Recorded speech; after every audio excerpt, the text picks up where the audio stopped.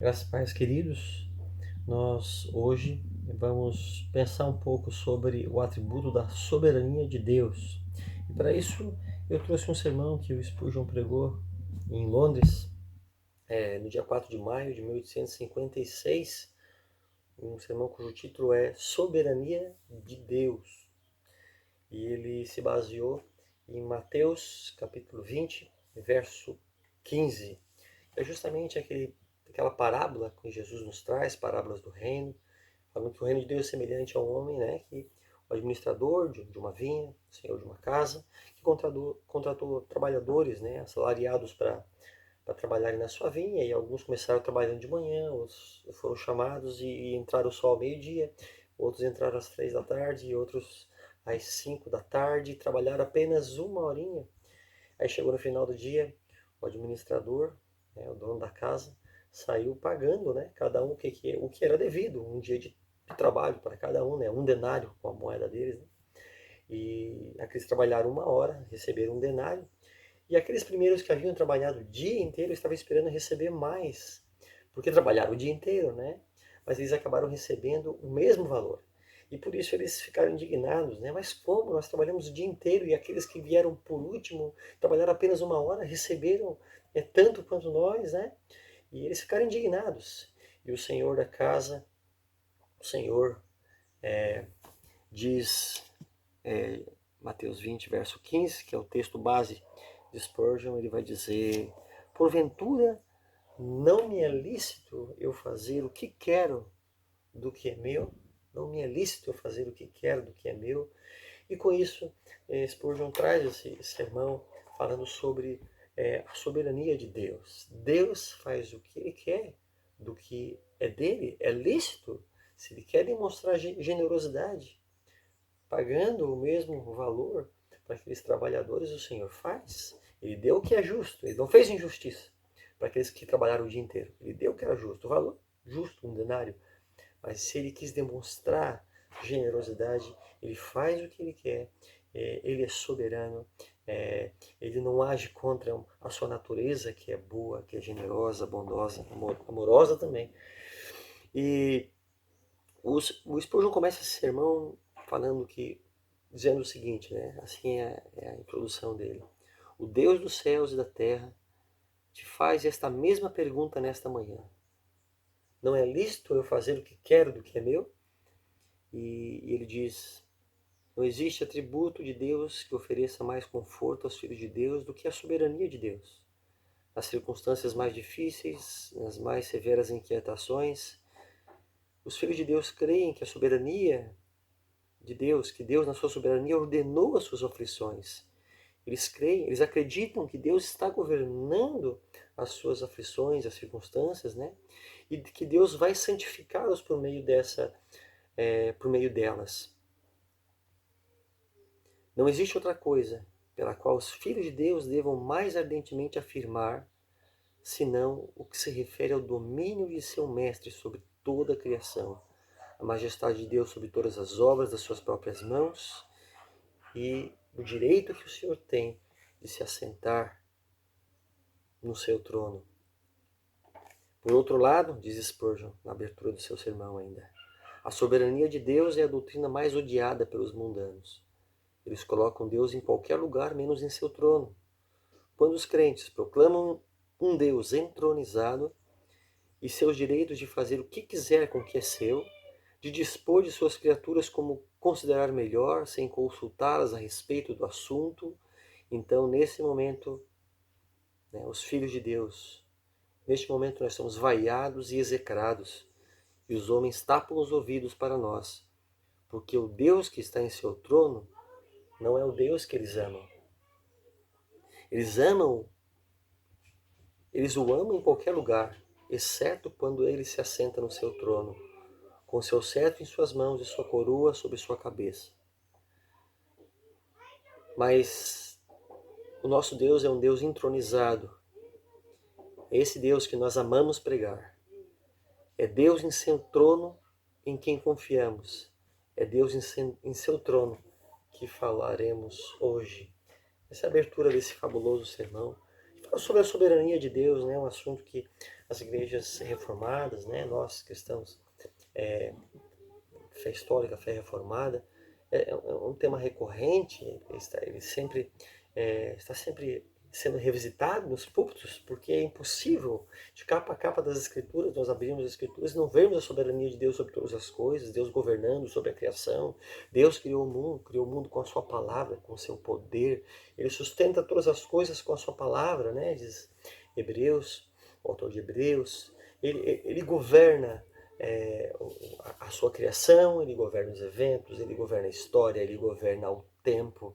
Olha para Jonas, Deus mandou aquela tempestade para o profeta desobediente, depois mandou o grande peixe, aí depois, indo já para Nínive, o Senhor manda aquela plantinha, envia controlando toda a criação, a natureza, a ordem. O Senhor controla todas as coisas, a galáxia, e depois manda aquela plantinha, né? Faz aquela sombra para o profeta Jonas, e depois o Senhor manda o verme que tira aquela sombra. E tudo isso Deus está trabalhando, e tudo isso Deus está conduzindo todas as coisas. É assim que Deus faz, Deus controla a nossa vida, cada situação, as nossas experiências, todas as circunstâncias, né?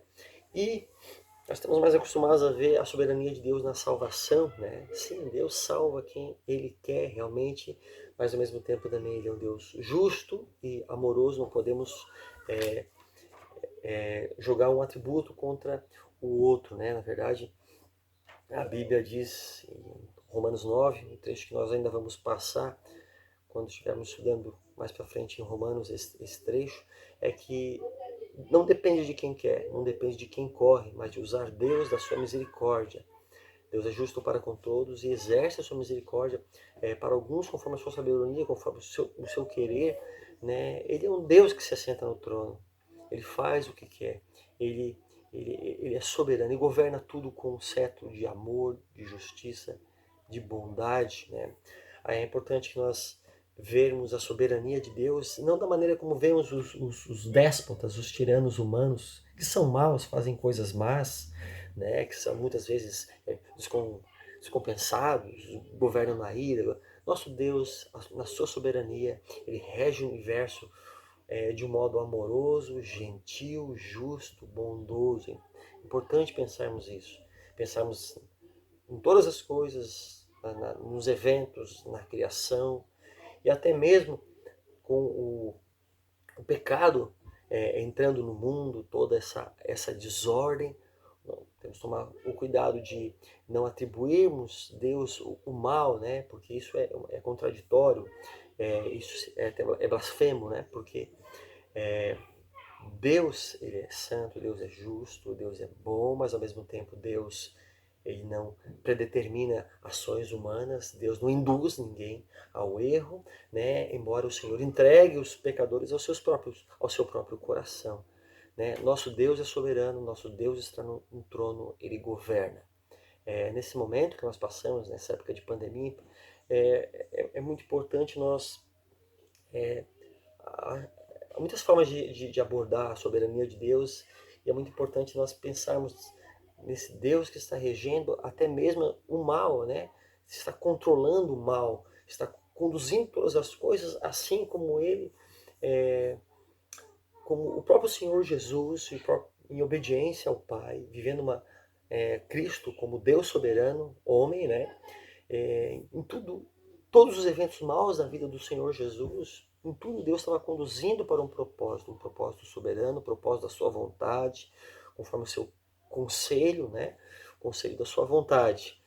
Isso fica muito claro naquele sermão de Pedro, lá em Atos, quando ele fala sobre varões israelitas, vocês mataram, né? Vocês entregaram o Senhor Jesus. E aí a gente vê os judeus matando o Senhor Jesus, a gente vê os romanos fazendo o mal, agindo contra o Senhor Jesus. A gente vê o diabo atuando, tentando destruir, impedir o Senhor Jesus, querendo que ele abandonasse, querendo que ele se salvasse a si mesmo, né?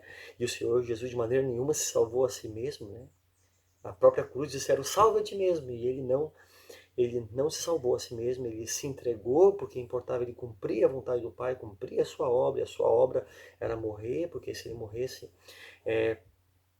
o grão de trigo morrendo daria muito fruto, né?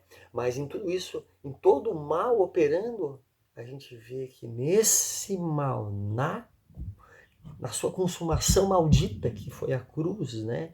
Aquela a, a vergonha da cruz, toda aquela miséria, toda aquela pecaminosidade, ali o Senhor, na sua soberania, está assumindo o lugar dos pecadores, a maldição dos nossos pecados, e ali, em todo aquele mal operando, o Senhor nos traz grande salvação. Vocês veem como Deus é soberano? Vocês veem como nada foge do controle de Deus, né? Ele controla a criação, os passarinhos, ele os sustenta todas as coisas, nos dá o ar, as galáxias, ele nivela aí o oceano, as leis da gravidade. O Senhor nosso Deus é soberano, né? E em tudo isso, para nós precisamos crer nesse Deus soberano. E a minha a aplicação que eu queria fazer disso para nós é um pouco diferente. Porque, na verdade, a soberania de Deus é um atributo que a gente tem é um atributo muito caro para nós reformados. Porém, muitas vezes nós apenas falamos dele, cremos, né, professamos ele, mas muitas vezes, irmãos, nós estamos fracassando em desfrutar, e muitas vezes a nossa vida não está refletindo a confiança e a crença na soberania de Deus. Quando nós não descansamos em Deus, não descansar e ser passível, como se pouco importa o que aconteça. Não, importa sim. O mal desagrada a Deus e deve nos entristecer também. A morte, a violência e todas as tragédias e doenças tem que entristecer o nosso coração, e nós nos afligimos junto, nós temos que chorar com os que choram, né? Nós não estamos alheios, nós estamos passivos, indiferentes ao que acontece, mas, irmãos, precisamos aprender a descansar em Deus, e muito mais, precisamos a viver de uma forma digna de de cristãos, de crentes que creem, né, na soberania de Deus, que creem num Deus soberano. Precisamos ter muito menos medo, porque o nosso Deus é soberano sobre todas as coisas. Ele se assenta no trono. Apocalipse 4, Apocalipse 5, né? Vejam, né? As coisas a partir da perspectiva de Deus. Ele reina, ele é soberano. O próprio diabo, seus anjos, o diabo são criaturas caídas, é verdade, mas eles também sabem que Deus é soberano, né? Por isso nós não devemos apenas saber que Deus é soberano, nós devemos crer, e a nossa vida deve refletir a soberania de Deus, nossa vida deve refletir isso. Você tem orado? Como é que está a sua vida de oração? Se nós não tiramos tempo com Deus em oração, nós estamos dizendo que quem é soberano somos nós. Falta de dependência de Deus, uma ansiedade exacerbada, medo exacerbado. Irmãos, como reformados, né, como cristãos reformados que creem nas doutrinas da graça, essas doutrinas precisam ser refletidas na nossa vida em confiança, uma vida de dependência de Deus. Mas muitas vezes é o contrário que tem surgido. Muitas vezes a arrogância, muitas vezes sentimento de superioridade, muitas vezes sentimentos que não são dignos daqueles que creem que só Deus é soberano. Humildade é uma marca daqueles que creem na soberania de Deus. Deus é soberano, Deus nos salvou porque Ele quis. Estão vendo? Não temos méritos nenhum. Precisamos descansar, confiar no Senhor, sermos mais humildes, e que a soberania de Deus possa ser refletida no nosso modo de viver. Nossas esposas, nossos filhos precisam ver que nós cremos num Deus soberano. Na nossa vida, não só nas nossas declarações, nas nossos proferimentos, nas nossas palavras, né? Mas na nossa vida. Uma vida de dependência de Deus. Porque só Deus é soberano. É só Deus que se assenta no trono, né? Não somos nós. Por isso, devemos descansar em Deus em todas as coisas, confiar no Senhor, às vezes contra as circunstâncias, né, irmãos? Vamos orar. Senhor, pedimos a Tua graça. Tu és soberano, nós cremos nisso. Mas ajuda-nos, Senhor, a confiarmos na Tua soberania e vivermos de um modo digno daqueles que creem num Deus soberano, daqueles que refletem, que vivem na dependência de um Deus soberano, daqueles que não querem sentar no trono, mas aqueles que reconhecem que o Senhor senta no trono, que o Senhor conduz todas as coisas e que todas as coisas cooperam para o bem daqueles que amam a Deus, porque somente o Senhor reina, somente o Senhor é soberano e nós descansamos no Senhor, no teu caráter, nesse atributo precioso, na tua santa soberania, na tua amorosa, gentil e bondosa soberania.